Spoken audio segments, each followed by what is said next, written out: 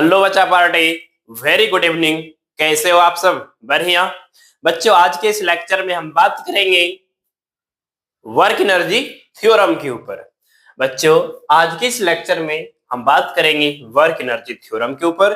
Work energy theorem क्या होता है और इसके ऊपर बहुत सारे क्वेश्चंस भी कवर करने वाले हैं। ओके बच्चों, तो चलो स्टार्ट करते हैं वर्क एनर्जी थ्योरम। हमने लास्ट क्लास में क्या कवर किया था? एनर्जी और energy and momentum. Energy means kinetic energy and linear momentum के बीच रिलेशन बनाया था। ओके, अब यहां पे हम बात करेंगे वर्क एनर्जी थ्योरम क्या होता है।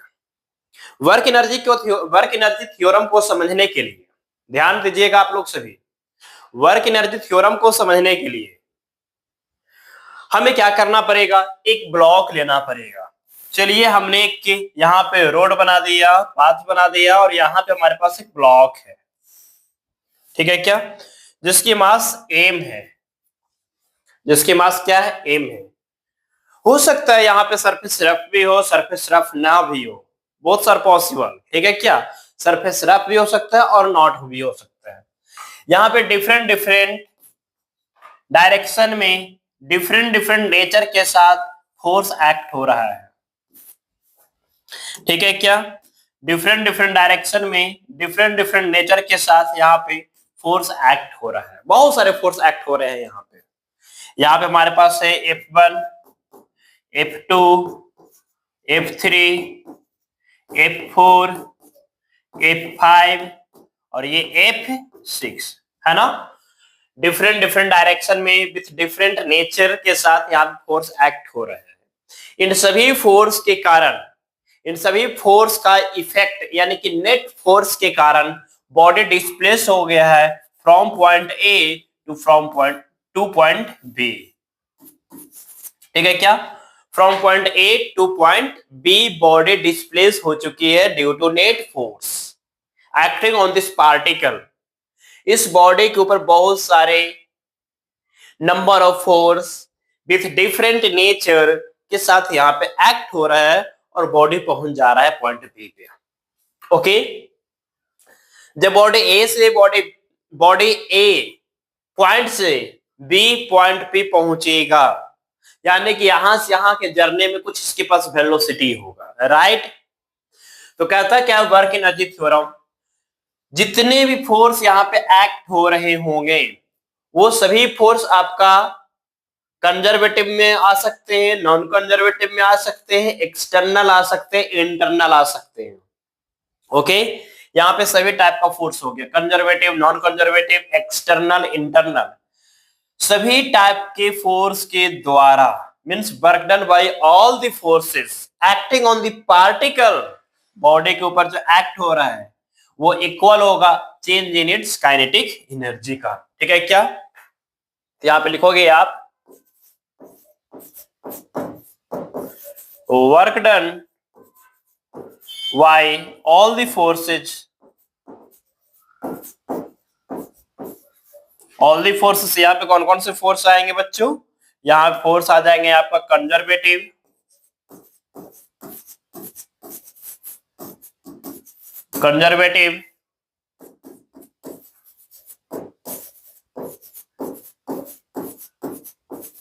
Non conservative, external and internal, ठीक है क्या? आपका कंजर्वेटिव फोर्स हो सकते हैं, नॉन कंजर्वेटिव फोर्स हो सकते हैं, एक्सटर्नल हो सकते हैं, इंटरनल हो सकते हैं। Work done by all the forces acting on the body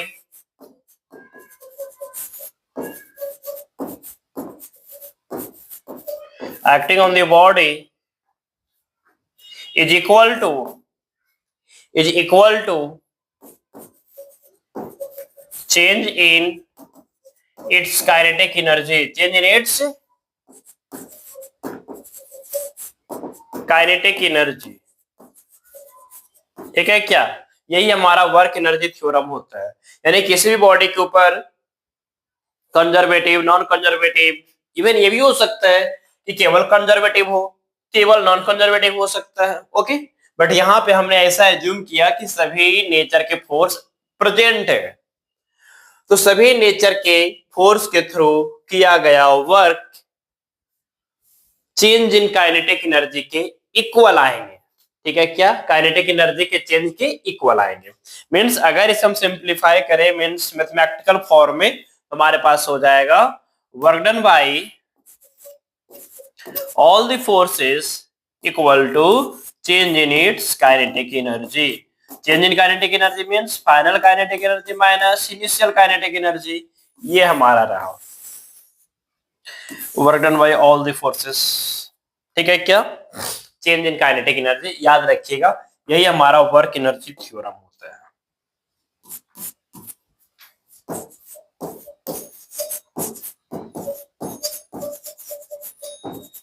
यही हमारा वर्क एनर्जी थ्योरम। ठीक है क्या, चलिए अब इस थ्योरम को अगर आप चाहो तो प्रूफ भी हम कर लेते हैं। चलिए प्रूफ कर लेते हैं, चलिए ध्यान दीजिएगा।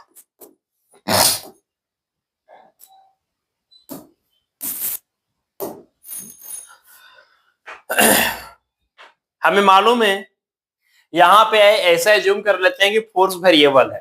ठीक है क्या, तो work done by variable force क्या हुआ करता था sir, work equal to force into displacement हुआ करता था। चलिए तो फोर्स इनटू डिस्प्लेसमेंट, राइट। चलिए और यहाँ पे जो फोर्स होगा ना वो नेट फोर्स होगा, क्योंकि बॉडी किसी पार्टिकुलर डायरेक्शन में मूव करेगा विथ नेट फोर्स, तो ये हमारा हो गया नेट फोर्स। ठीक है, चलिए ऐसे जूम कर लिया, तो नेट फोर्स और डिस्प्लेसमेंट भी इसी डायरेक्शन में आया है। ठीक है क्या, डिस्प्लेसमेंट भी हमारा इसी डायरेक्शन में आया है। तो जब डिस्प्लेसमेंट और नेट फोर्स की डायरेक्शंस की बात करें तो हमारा एंगल जो है वो 0 डिग्री है। तो यहां से हमारे पास वर्क इक्वल टू हो जाएगा नेट फोर्स इनटू में dx। ठीक है, चलिए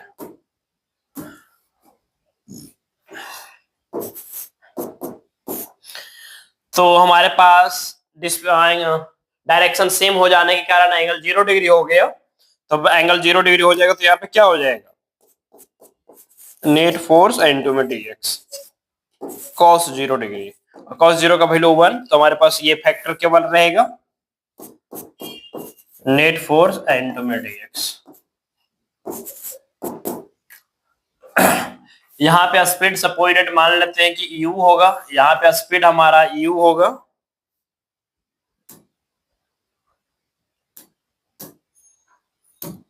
यहाँ पे स्पीड हमारा u होगा और यहाँ पे स्पीड हमारा v हो गया होगा। नेट फोर्स का मतलब क्या होता है, मास इंटू एक्सीलरेशन इंटू में dx।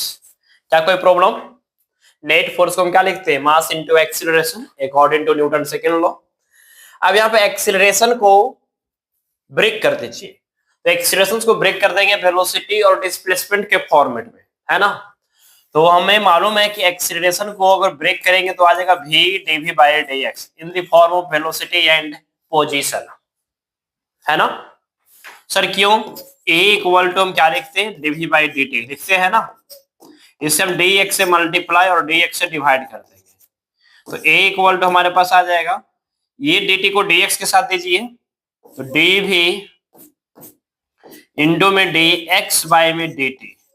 ठीक है क्या, एक नीचे में dx है तो dx यहाँ पे ले आइए, dx बाई dt का नाम क्या होता है, वेलोसिटी, तो dv बाई dx। क्लियर है, v dv बाई dx। तो यहां से वर्क इक्वल टू आ जाएगा, एम तो कांस्टेंट तो बाहर कीजिए, v dv by dx into में dx, राइट। क्लियर है ना, चलिए ध्यान दीजिएगा। अब यहाँ पे dx से dx क्या हो जाएगा, कैंसिल आउट हो जाएगा, तो वर्क इक्वल टू हमारे पास m v dv। ठीक है क्या, कहां से कहां जा रहा है, यानी कि हमारे पास जो लिमिट होगा वो किसका पुट किया जाएगा, वेलोसिटी का। सर क्यों, हमने कई बार बताया है आपको, ओके, कि जब हमारे पास वेलोसिटी यानी कि सिंपल कहिएगा, जब हमारे पास कोई भी क्वांटिटी डी के साथ लगा हुआ होता है तो लिमिट उसी का यूज किया जाता है। तो डी के साथ कौन है, भी, अभी कहां से जा रहा है, यू से भी, तो यू से भी। तो एम भी का इंटीग्रेशन होता है वी स्क्वायर बाई में 2, लिमिट हमारा u से v, ठीक है। तो यहां से हमारे पास आ जाएगा m बाई 2, अपर लिमिट हमारे पास हो जाएगा वी स्क्वायर माइनस में u स्क्वायर, राइट। चलिए अब आपको क्या करना है ना, यहां से यहां आना है, वर्क m बाई 2 यानी कि 1 बाई 2 m मल्टीप्लाई कीजिए तो वी स्क्वायर, फिर उधर जाएगा 1 बाई 2 m और क्या u स्क्वायर होगा ना। चलिए अब देखिए हाफ एम वी स्क्वायर किसकी फॉर्मूला था, काइनेटिक एनर्जी का, इसीलिए तो हमने लास्ट क्लास में काइनेटिक एनर्जी का जिक्र किया था, ठीक है। तो ये हाफ एम वी स्क्वायर, ये half M U square, V हमारा फाइनल स्पीड, यू हमारा इनिशियल स्पीड, यानी कि इनिशियल काइनेटिक एनर्जी और ये फाइनल काइनेटिक एनर्जी। तो चेंज इन काइनेटिक एनर्जी हो गया कि नहीं हो गया, work done by all the forces equal to change in its kinetic energy. Clear है क्या, work done by all the forces equal to change in its kinetic energy. ध्यान दीजिएगा, हम चलते हैं नेक्स्ट पेज पे, नेक्स्ट स्लाइड पे।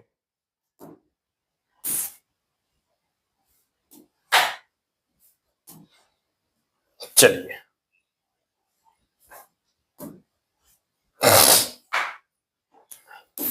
आ गए हम अपना नेक्स्ट स्लाइड पे। हमने जो यहाँ पे फॉर्मूला लिखा बच्चों वर्क एनर्जी थ्योरम का, ध्यान दीजिएगा, वर्क एनर्जी थ्योरम का जो फॉर्मूला हमने लिखा, चेंज इन काइनेटिक एनर्जी, ठीक है क्या। चलिए यहाँ पे आप पे कुछ नोट में डाल लीजिएगा कि जो काइनेटिक एनर्जी होता है ना बच्चों, काइनेटिक एनर्जी वो फ्रेम ऑफ रेफरेंस पे डिपेंड करता है, ठीक है क्या। तो यहाँ पे आप लिखोगे क्या कि काइनेटिक एनर्जी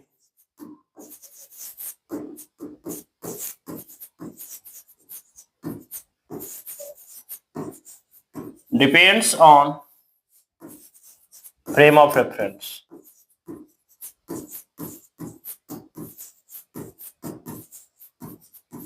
ठीक है क्या। अब यहाँ पे देखिए work energy theorem, change in kinetic energy आ गया, ठीक है। ये जो थ्योरम है ये आपका इनर्शियल फ्रेम ऑफ रेफरेंस के लिए वैलिड है, किसके लिए, इनर्शियल फ्रेम ऑफ रेफरेंस के लिए वैलिड है, ठीक है क्या। तो this work energy theorem is valid for inertial frame of reference. अगर हम बात करेंगे non inertial frame of reference, तो non inertial frame of reference में भी ये थ्योरम वैलिड होगा, बट थोड़ा सा आपको मॉडिफाई करना पड़ेगा। सर क्या, अगर हम लोग non inertial frame of reference के केस में वर्क एनर्जी थ्योरम का यूज कर रहे हैं तो वहां पे जो वर्क कैलकुलेट करेंगे वो सूडो फोर्स के थ्रू भी कैलकुलेट कर लेंगे, ठीक है क्या। तो ये आया for inertial frame of reference, inertial frame of reference, और जनरली आपको इनर्शियल फ्रेम ऑफ रेफरेंस से देखने को मिलेगा, ठीक है। अगर हम बात करेंगे non inertial frame of reference for non inertial frame of reference, अगर हम non inertial frame of reference की बात कर लेंगे तो कुछ नहीं करना है, ये जो भी टर्म हमारे पास आया है ना उसमें हम ऐड कर लेंगे work done by pseudo force. इसमें कुछ नहीं करना है, आपको प्लस कर लेना है, ठीक है क्या, इसी में आपको प्लस कर लेना है work done by pseudo force, बस work done by pseudo force, और कुछ नहीं करना, ठीक। वैसे क्वेश्चन आएगा तो हम बता देंगे आपको, लेकिन जनरली आपको 99% केसेस में, ठीक है ना, 99% केसेस में आपको ये मिलेगा, ठीक है क्या। तो यहां से हमारे पास चीजें क्लियर हो गया। अरे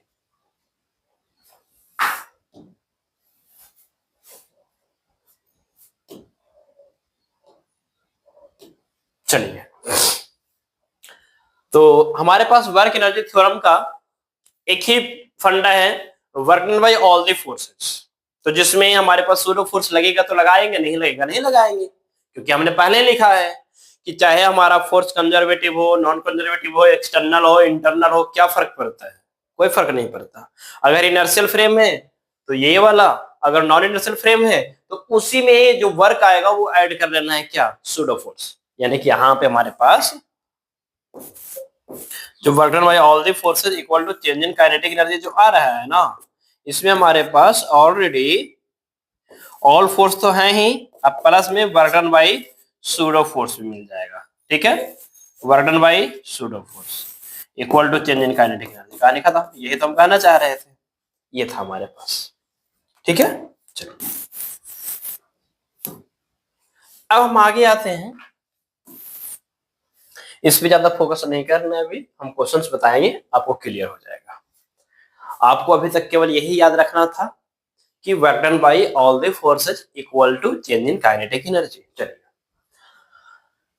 ये जो हमारे पास वर्क एनर्जी जो थ्योरम आया है, ठीक है ना, वर्क एनर्जी थ्योरम, इसे हम डिफरेंशियल फॉर्म में लेंगे। ठीक है क्या, तो work energy theorem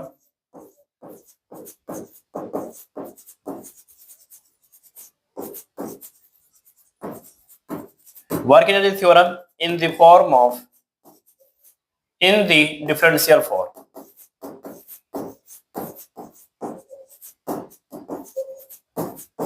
in the differential form। अगर डिफरेंशियल फॉर्म की बात करेंगे हम तो क्या होगा, D W equal to D क्या हो जाएगा, D W equal to D K. Clear है, चलिए तो डी के, डी डब्ल्यू का क्या लिखते हो sir, F into D x, right. चलिए तो ऐसा कीजिए, फोर्स यहाँ पे नेट फोर्स होगा, ठीक है क्या। चलिए, क्योंकि हमारे पास वर्क एनर्जी थ्योरम का यूज किया जा रहा है तो वर्क एनर्जी थ्योरम में नेट फोर्स होता है, तो नेट फोर्स इक्वल टू क्या हो जाएगा, डी के बाई में डी एक्स। यानी कि इसका मतलब हुआ कि अगर हम काइनेटिक एनर्जी को डिफरेंशिएट करेंगे विथ पोजीशन, है ना, kinetic energy is the function of position, तब उसकी डिफरेंशिएट करने का जो रिजल्ट आएगा वो नेट फोर्स आएगा। ठीक है क्या, इवन आप काइनेटिक एनर्जी वर्सेस पोजीशंस के ग्राफ का जो स्लोप आएगा वो क्या आएगा, नेट फोर्स आएगा। इसका मतलब कहोगे क्या, यहां से हमारे पास x है यानी कि पोजीशन, यहाँ पे हमारे पास net force, sorry kinetic energy, यहाँ पे हमारे पास काइनेटिक एनर्जी, ये हमारा पोजीशन है और ऊपर में हमारा ये काइनेटिक एनर्जी है।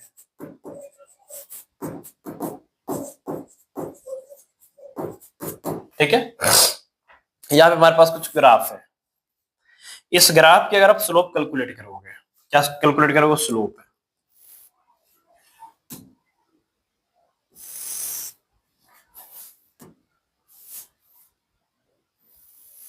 चलिए हम अगर स्लोप कैलकुलेट करेंगे ना, चलिए, हालांकि स्लोप किसी एक पॉइंट से जाता है बट यहाँ पे बहुत सारे पॉइंट जा रहे हैं।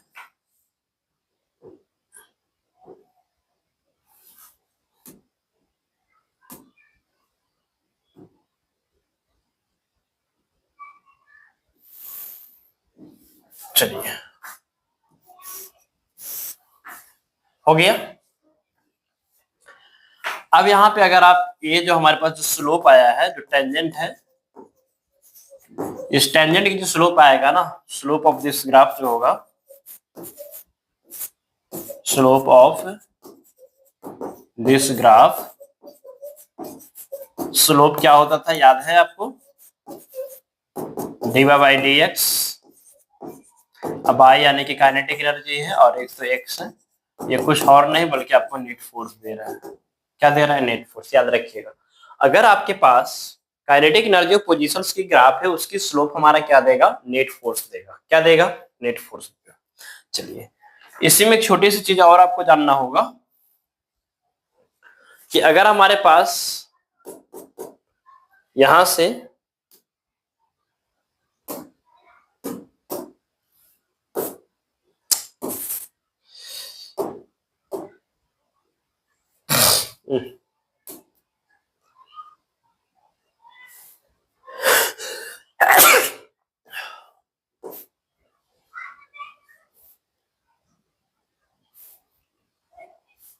हमारे पास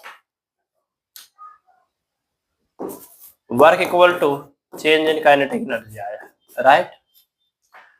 और वर्क को क्या लिखा जाता है, वर्क को लिखा जाता है फोर्स इंटू dx,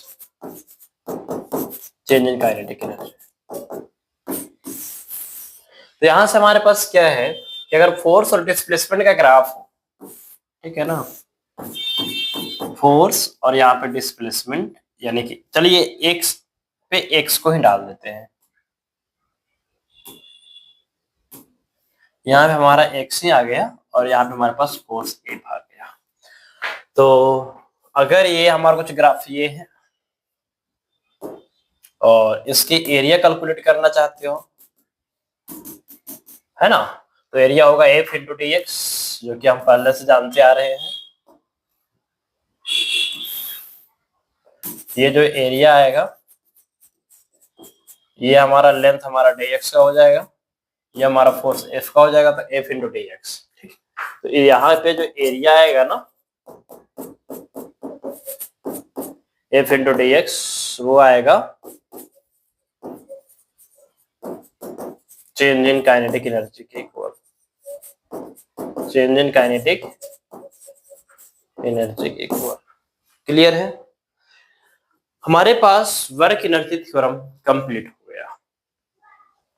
ठीक है, क्या वर्क एनर्जी क्या हो गया, कंप्लीट हो गया। वर्क एनर्जी थ्योरम में अभी तक आपने क्या सीखा, work done by all the forces equal to change in kinetic energy. अगर इनर्शियल फ्रेम में है तो सूडो फोर्स की ओर नहीं जाना है।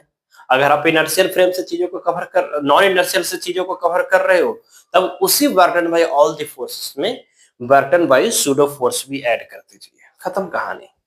क्लियर है? इनर्शियल फ्रेम के केस में सूडो फोर्स तो होगा ही नहीं, नॉन इनर्शियल के केस में अगर सूडो फोर्स आता है तो work done by pseudo force भी उसमें ऐड कर दीजिए और चीजें कंप्लीट कीजिए, खत्म बस। अब इसका हमारे पास आएगा application, application of work energy theorem.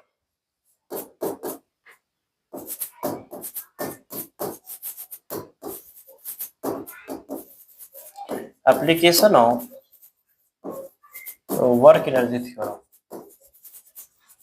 Work energy theorem,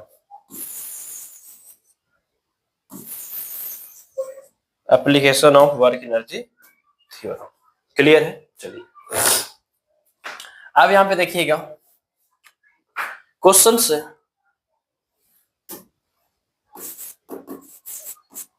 बहुत ही अच्छे अच्छे क्वेश्चंस बताएंगे। ठीक है, ध्यान दीजिएगा। एक पार्टिकल है जिसकी पोजीशन x है, ठीक है, क्या x हमारा पोजीशन है किसी पार्टिकल का x, जो कि हमारे पास है 2t स्क्वायर प्लस में 3t माइनस 4, ठीक है। और पोजीशन ऑफ बॉडी है ये हमारा पोजीशन ऑफ एन ऑब्जेक्ट, ठीक है, position of an object. M हमारे पास 4 kg है, ये मास ऑफ एन ऑब्जेक्ट है, मास ऑफ एन ऑब्जेक्ट, ठीक है। चलिए find work done from t equal to 0 to t equal to 3 second, ठीक है, क्या आपको फाइंड वर्क, ठीक है। x इक्वल टू हमारे पास 2t square plus 3t minus 4 है, ये पोजीशन है, मास हमारा 4 है। यहाँ पे कहीं भी फोर्स के बारे में जिक्र नहीं किया जा रहा है, ठीक है, क्या बट पोजीशन गिवन है। तो क्या काइनेटिक, सॉरी हम तो सॉल्यूशंस पे ही आ गए, तो क्या यहाँ पे वर्क कैलकुलेट किया जा सकता? यस सर, किया जा सकता। वर्क कैलकुलेट करने के लिए आपने वर्क का जनरल फॉर्म देखा, वर्क कैलकुलेट करने के लिए आपने वर्क एनर्जी थ्योरम को भी देखा। जब भी एग्जाम में क्वेश्चंस आएंगे तो आपके माइंड में ये रोटेट होनी चाहिए कि जो क्वेश्चंस में जो दिए गए जो डाटा है वो आपको किस फॉर्मेट से मैच कर रहा है। सर फोर्स इंटू डिस्प्लेसमेंट से तो मैच करते हुआ नहीं दिखाई दे रहा, लेकिन हाँ वर्क एनर्जी थ्योरम का कॉन्सेप्ट यहाँ पे यूज किया जा सकता। वर्क एनर्जी थ्योरम क्या कहता है? Work done by all the forces. अब यहाँ पे कौन कौन सा फोर्स है हमें नहीं आइडिया, तो work done by all the forces हो गया। Work done by all the forces यहाँ पे होता है change in kinetic energy. Sir kinetic energy कैसे निकाला जाता है? काइनेटिक एनर्जी निकाला जाता है हाफ एम वी स्क्वायर से, मास गिवन है, भी आप कैलकुलेट कर लोगे ना, कहां से सर? भी को कैलकुलेट करने के लिए एक्स को डिफरेंशिएट कर लेंगे, राइट? तो यहाँ पे हम लोग क्या कर लेंगे, ध्यान दीजिएगा, जो एक्स हमारे पास है 2t square plus 3t minus में 4 जो है बच्चों, यहाँ पे हम इसे करेंगे v equal to d x y d t, right? जब d x y d t करोगे तो हमारे पास हो जाएगा 4t प्लस में 3। क्लियर है? चलिए, अगर हम इनिशियल स्पीड की बात करेंगे तो एट टी इक्वल टू 0 की बात करें, एट टी इक्वल टू 0 भी हमारा इनिशियल हो जाएगा, यानी कि u रिप्रेजेंट कर लेते हैं, इनिशियल वेलोसिटी को u से रिप्रेजेंट करते हैं। चलिए, तो कितना हो जाएगा? तो 4t, ये तो 0 हो जाएगा, प्लस में 3, दैट इज 3 मीटर पर सेकेंड। अगर हम बात करेंगे एट टी इक्वल टू 3 पे, तो हमारे पास v इक्वल टू हो जाएगा 4 और t का वैल्यू 3 और प्लस में 3, तो यहाँ से हमारे पास 4 3 जा कितना हो जाएगा 12 और प्लस में 5, यानी कि 12 प्लस 5 कितना हो जाएगा 17 मीटर पर सेकेंड। कितना हो जाएगा? 17 ही होगा ना। चलिए, 17 मीटर पर सेकेंड। तो हमें मालूम है कि वर्क एनर्जी थ्योरम क्या कहता है? According to work energy theorem, work done by all the forces equal to change in its kinetic energy. तो काइनेटिक एनर्जी क्या होता है? हाफ एम वी स्क्वायर, तो फाइनल वेलोसिटी का स्क्वायर माइनस में हाफ एम वी इनिशियल का square. तो half M common लीजिए, तो हाफ एम कॉमन लेंगे, यहाँ पे हो जाएगा वी एफ के स्क्वायर माइनस में वी आई का स्क्वायर 1/2। मास हमारे पास कितना था? मास हमारे पास 4 था, 4 वी एफ, ठीक है। अब यहाँ पे हमारे पास अगर वी एफ आया है तो वी एफ की वैल्यू कितना आया? 17 के स्क्वायर माइनस वी इनिशियल, तो वी इनिशियल हमारे पास कितना आ रहा है? 3 का स्क्वायर करोगे तो 9 आएगा। 17 का स्क्वायर कितना होता है? हो जाएगा 1/2 इंटू 4, इसे काट दीजिए आप, इसे आप काट देंगे तो ये 2 आ जाएगा, ये 2 हो जाएगा, ये हो जाएगा 289 माइनस 9, ठीक है क्या? तो 2 इंटू 289 माइनस 9, तो 280 हो जाएगा। अब 280 हो जाएगा तो यहां से आप अगर इसे मल्टीप्लाई करोगे तो हमारे पास हो जाएगा 560, राइट? 500 कितना हो जाएगा? 60 जोड़, ये हमारा वर्क आ गया, ये हमारा क्या आ गया? वर्क आ गया, ठीक। चलिए, इसी तरीके के क्वेश्चंस और बनाएंगे आप लोग। डीसी पांडे का क्वेश्चन है, क्वेश्चन क्या कहता है? क्वेश्चन कहता है कि t equal to root X plus 3 है, ठीक है क्या? क्वेश्चन हमारे पास t equal to root X plus 3, ये क्वेश्चन है आपका, ठीक। और आपसे पूछा जा रहा है फाइंड द वर्क फ्रॉम, इसकी टाइम क्या था? 1 मिनट टाइम हम देख लें क्या? डीसी पांडे का क्वेश्चन, डीसी पांडे लाना, तो यहाँ पे हमारे पास टाइम है, कह रहा है क्या कि जो वर्क कैलकुलेट कीजिए इन फर्स्ट 6 सेकेंड, ठीक है। तो फाइंड वर्क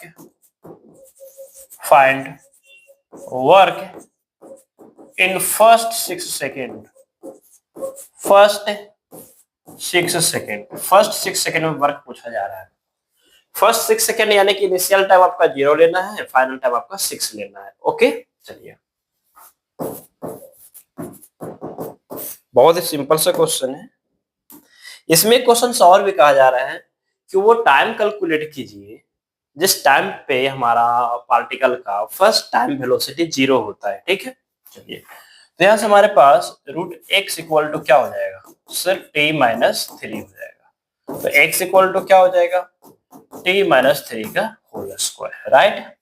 अगेन हम क्या करेंगे? D x by D T, D x by D T से क्या आएगा? भी आएगा, डिफरेंशिएट करोगे तो क्या हो जाएगा, t-3। हमें तो आता था डिफरेंशिएशन डायरेक्ट, आप लोगों के लिए हम करते रहे हैं, ठीक है ना। पावर का डिफरेंशिएट करते हैं बेस के रिस्पेक्ट में, अगेन बेस को हम डिफरेंशिएट करेंगे t-3 किसके रिस्पेक्ट में, टाइम के रिस्पेक्ट में। चलिए तो यहां से आ जाएगा, बेस मैच किया, पावर को आगे ले आइए, t-3 और 2 - 1 इनटू में, यहां से हमारे पास हो जाएगा dt/dt, सेपरेट करके डिफरेंशिएट कर लीजिए,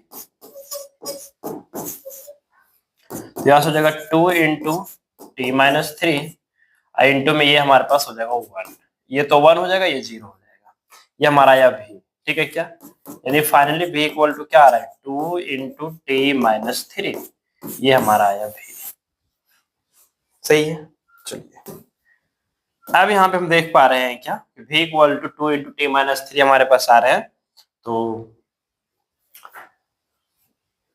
वर्क एनर्जी थ्योरम के लिए हमें इनिशियल वेलोसिटी, फाइनल वेलोसिटी चाहिए ना, तो हमें इनिशियल वेलोसिटी चाहिए, तो इनिशियल वेलोसिटी के लिए vi करना पड़ेगा, जो कि एट t इक्वल टू 0 पे होगा। v इनिशियल हमारे पास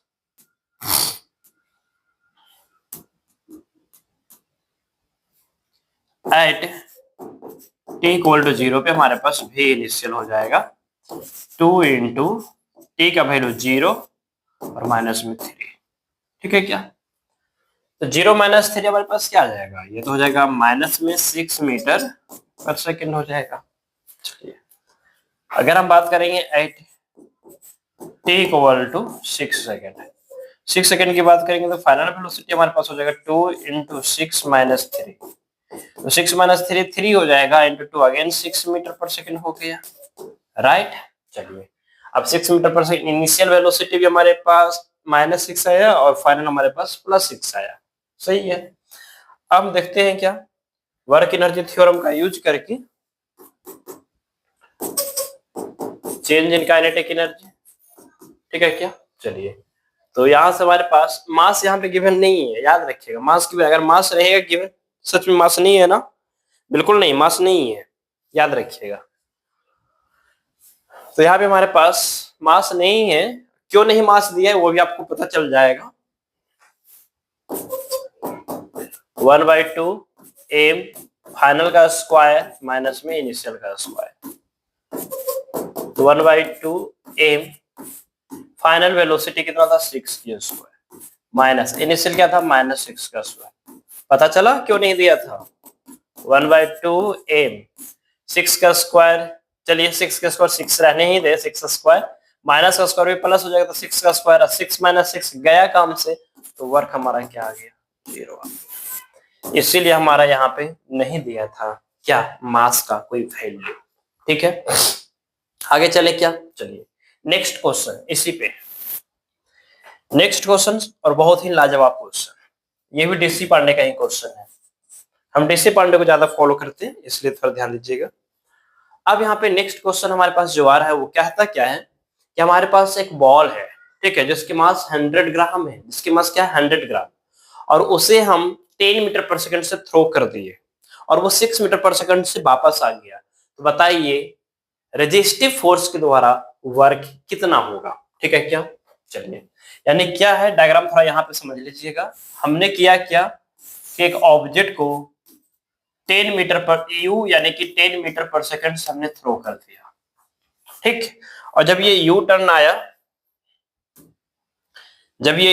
आया यानी कि ऊपर जाकर के वापस आएगा ना, तो वापस हम यहाँ पे बना देते हैं, जब वापस यहाँ पे आया ना तो इसकी जो फाइनल वेलोसिटी हो गया वो सॉरी 6 मीटर पर सेकंड हो गया, 6 मीटर पर सेकंड हो गया। ये ऊपर गया 10 मीटर पर सेकंड से, वापस आया तो 6 मीटर पर सेकंड हो गया। तब कहता क्या है, इसकी मास हमारे पास 100 ग्राम है, मास ऑफ जो बॉडी है हमारे पास वो 100 ग्राम है। क्वेश्चन से कि find the work done bye resistive force,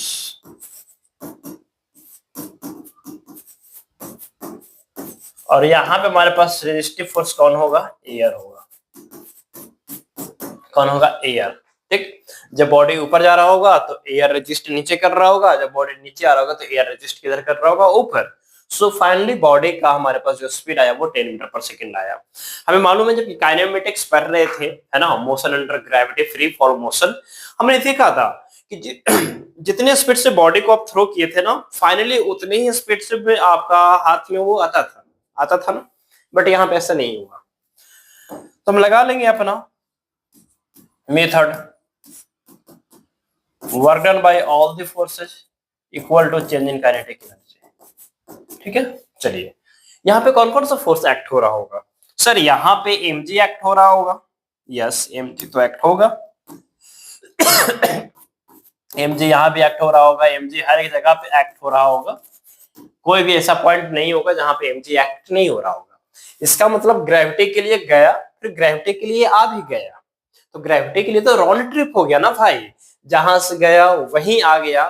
तो work done by conservative force क्या था इन राउंड ट्रिप? 0 था ना। तो यहाँ पे हमारे पास work done by mg plus में work done by air resistance, और एयर हमारे पास एक के रेजिस्टिव फोर्स होने के कारण ये हमारा नॉन कंजर्वेटिव फोर्स होता है, और नॉन कंजर्वेटिव में राउंड ट्रिप में वही बार के 0 नहीं होता, हमने बताया था पहले ही।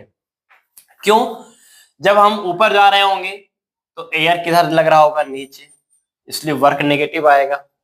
जब यहाँ आएगा तो एयर किधर लग रहा होगा? ऊपर, बॉडी किधर आ रहा होगा? नीचे, फिर भी एयर क्या हो गया? नेगेटिव वर्क देगा। तो यहाँ भी नेगेटिव वर्क, यहाँ भी नेगेटिव वर्क, तो नेगेटिव वर्क ऐड करके नेगेटिव वर्क ही मिलेगा ना, यस।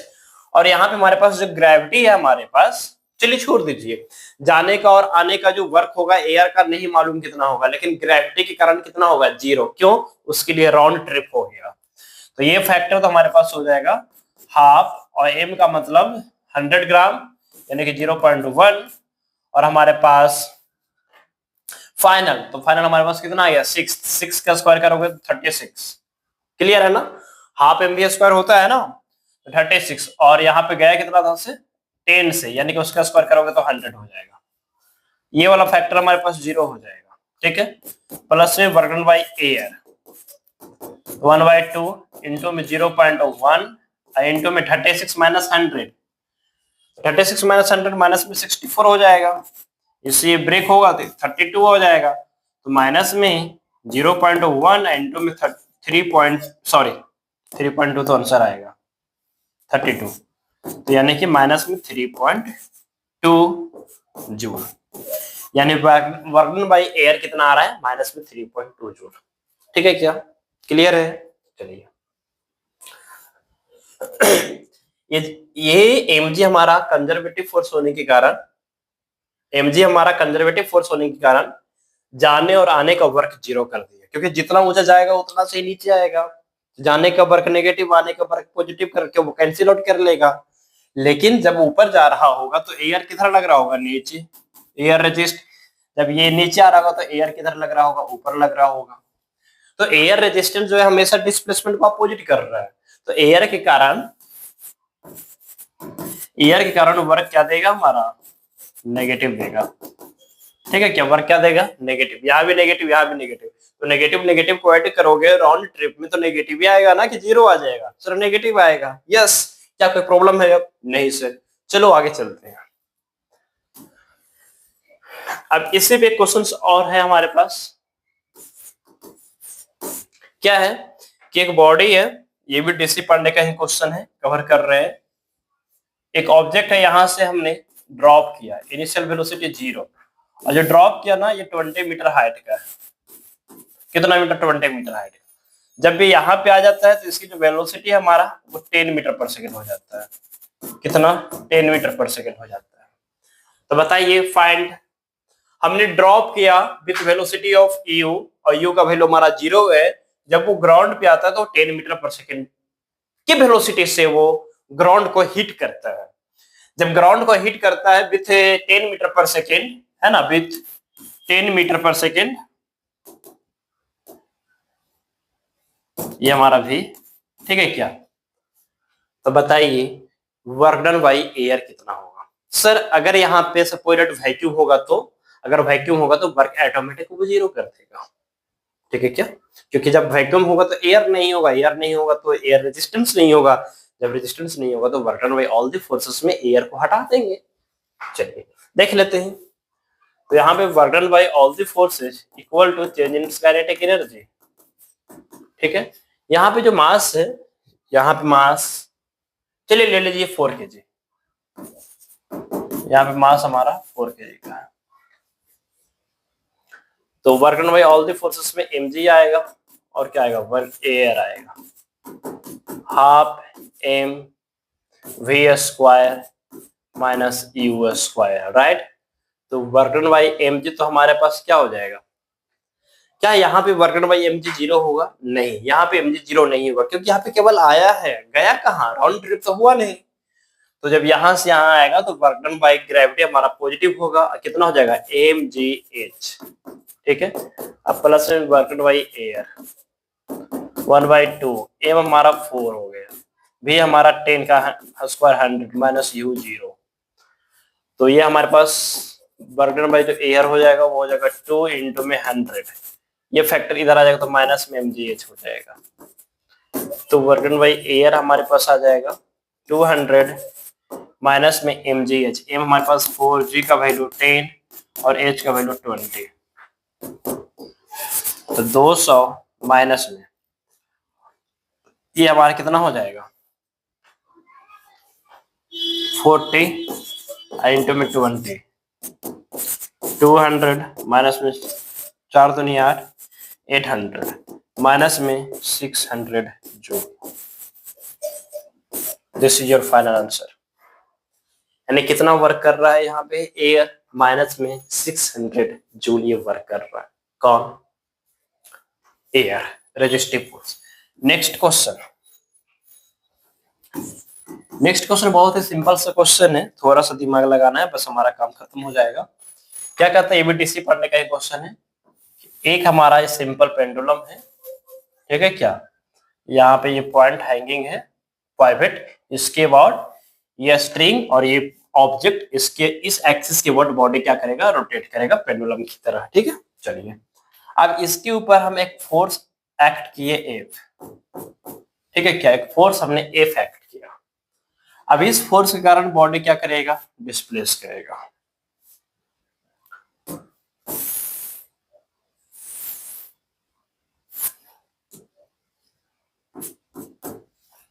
अब ये बॉडी कुछ इस तरीके से मूव कर रहा है, इस तरीके से मूव करते करते करते करते यहाँ आ गया। ठीक है, क्या ये भी लेंथ एल है तो ये भी लेंथ कितना होगा, एल होगा।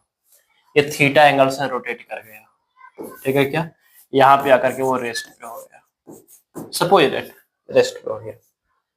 तो कहता क्या है, work done by force, find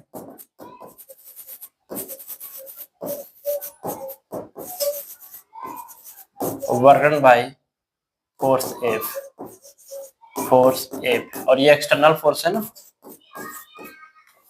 variable forces, चलिए सपोर्टेड वेरिएबल फोर्स। अब यहाँ पे find work done by force F, F के द्वारा हमें वर्क कैलकुलेट करना है। कंडीशन ये है कि पॉइंट ए से पॉइंट बी पे जो बॉडी डिस्प्लेस हुआ है ना, यहाँ पे कंडीशन है, कंडीशन ये कह रहा है कि जो बॉडी जो डिस्प्लेस हुआ है, body displace from point A to B जो हुआ है is in very very slow, very very slow, यानी कि यहां से यहां के बीच में जो गया है बहुत ही स्लो। और जब स्लो होता है ना, वेरी वेरी स्लो जो होता है, याद रखिएगा, वो वेरी वेरी जो स्लो होता है ना, वो आपका रेस्ट के जैसा बिहेव करता है। किसके जैसा, रेस्ट के जैसा। तो ये आपका रेस्ट हो गया। जब ये रेस्ट हो गया, इसका मतलब यहाँ का काइनेटिक एनर्जी इनिशियल और यहाँ का काइनेटिक एनर्जी फाइनल, ये सारे के सारे जीरो होंगे। क्यों, रेस्ट होगा बहुत ही स्लो मोशन में, यहाँ से यहाँ तक जाने में 1-2 दिन का टाइम ले लिया। ठीक है, क्या थीटा एंगल रोटेट करने में, यानी कि ये भी जीरो और ये भी जीरो, यानी कि सिंपल कहेंगे कि कांस्टेंट था, कांस्टेंट काइनेटिक एनर्जी, और चेंज इन कांस्टेंट हमारा क्या होगा, 0 हो जाएगा। वहां से भी आप कवर कर सकते हो। चलिए अब आते हैं अपना सॉल्यूशंस पे। यहाँ बताइए कौन कौन सा फोर्स एक्ट हो रहा है। यहाँ पे टेंशन एक्ट हो रहा होगा, है ना। यहाँ पे आपका mg भी एक्ट हो रहा होगा सभी पॉइंट पे। तो यहाँ पे बर्टन by all the forces equal to change in kinetic energy. तो बर्टन बाय ऑल द फोर्सेस में mg आएगा, ठीक है। क्या क्या आएगा, mg आएगा।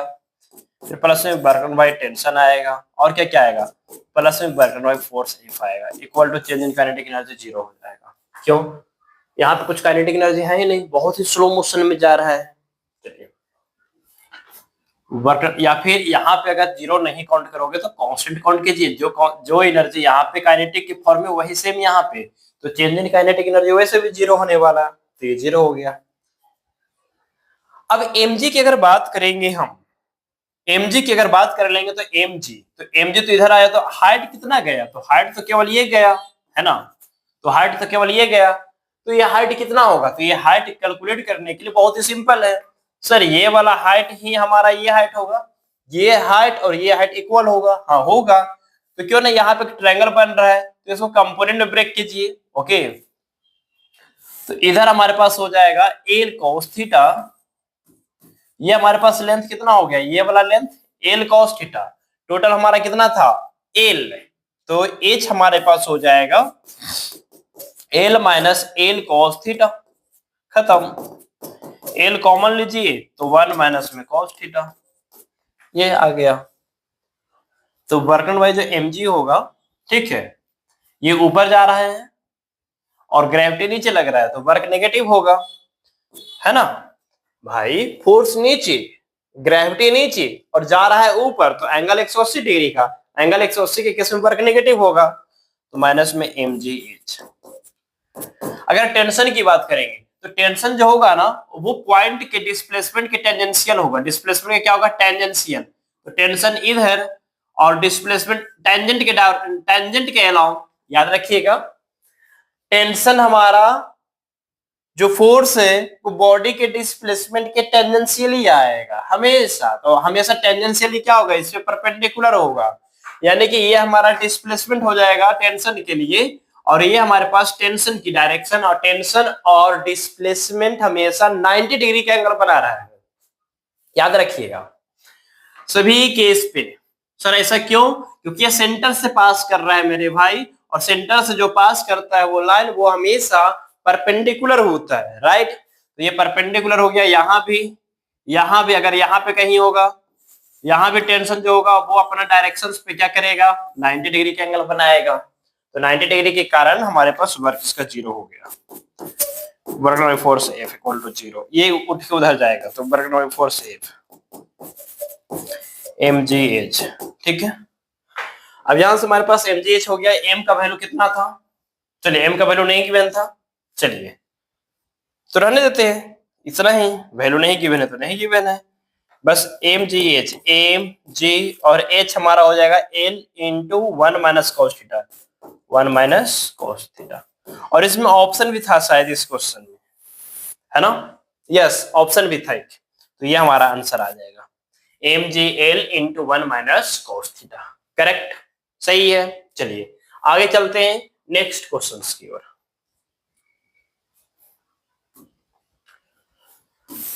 नेक्स्ट क्वेश्चन, लास्ट क्वेश्चन आज के लिए हमारे पास यहां पे ग्राफ है हमारे पास कि ये वेलोसिटी है और ये हमारा x है, वेलोसिटी x का ही, ये भी डीसी पांडे का ही क्वेश्चन है, 1 मिनट देख लेते हैं। नहीं, वेलोसिटी और ये हमारा टाइम है, ठीक है क्या, और इसकी ग्राफ डीसी पांडे की सारे क्वेश्चन बता रहे हैं। चलिए यहाँ पे स्पीड हमारे पास 20 मीटर पर सेकेंड है, ठीक है, तो यहाँ पे स्पीड क्या हो जाएगा, 0 मीटर पर सेकेंड हो जाएगा। Find work done by the force. जब यहाँ पे वेलोसिटी चेंज हो रहा है ना, वेलोसिटी चेंज हो रहा है तो वेलोसिटी चेंज होने के लिए फोर्स की तो रिक्वायरमेंट होगा ही होगा। विदाउट फोर्स की रिक्वायरमेंट वेलोसिटी ना तो इंक्रीज कर सकता है और ना ही डिक्रीज कर सकता है, मीन्स वो चेंज ही नहीं कर सकता है ना बिना फोर्स का। जो बिना फोर्स का वो चेंज ही नहीं कर सकता, इसका मतलब यहाँ पे कोई ऐसा फोर्स होगा जो वेलोसिटी को इस तरीके से टाइम के साथ वो रिड्यूस कर रहा होगा। जब वो इस तरीके से रिड्यूस कर रहा होगा तो बताइए हमारे पास वर्क क्या होगा। बहुत ही सिंपल है, हमारे पास यहाँ पे जो मास है वो मास कितना है, मास हमारे पास गिवन होगा, मास हमारे पास 2 kg का है। ठीक है, क्या मास हमारा 2 kg का है। चलिए बहुत ही सिंपल है, work done by all the forces equal to change in kinetic energy. Kinetic energy half, m का वैल्यू 2 और फाइनल वेलोसिटी तो यहाँ पे आ गया, यानी कि 0 का स्क्वायर माइनस इनिशियल वेलोसिटी हमारे पास 20 का स्क्वायर करोगे 1/2 इंटू 2, ये तो गया तो 1 आ जाएगा, ये 0 का स्क्वायर 0 माइनस में 400, यानी कि हमारे पास आ गया माइनस में 400 जूल।